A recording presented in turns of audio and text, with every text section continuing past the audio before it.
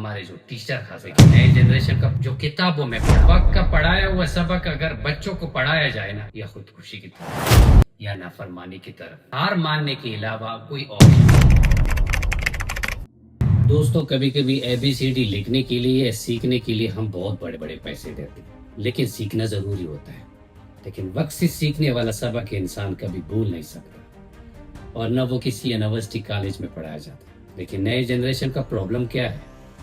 یہ خود باپ بھی بن جاتے ہیں، استاد بھی بن جاتے ہیں، لیکن جب وقت مشکل ترین لمحوں میں انٹر ہو جاتا ہے تو ان کی دماغ کی ایک گھنٹی بجنے لگتی ہے کہ ہار مان جا، یہ تیری بس کا پرابلم نہیں ہے، تو اس کے ساتھ فیس نہیں کر سکتا۔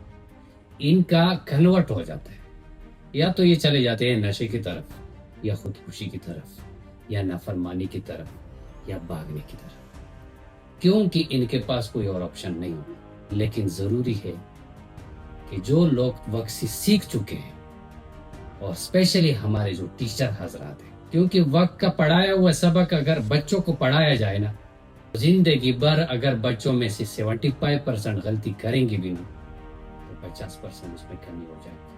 ہم کبھی اپنے بچوں کو وہ تربیت نہیں دیتے جو وقت سکھا لیتا ہے۔ ہم اکثر بچوں کو وہ تربیت دیتے ہیں جو کتابوں میں پڑھا ہوتا ہے، جو لکھا ہوتا ہے، منجدڑو، جنرل سائنس، راشد منہاس، فلانا ڈین کا۔ لیکن کتابوں سے بڑھ کر بھی کچھ ہے جو بچوں کو سکھانا ہے۔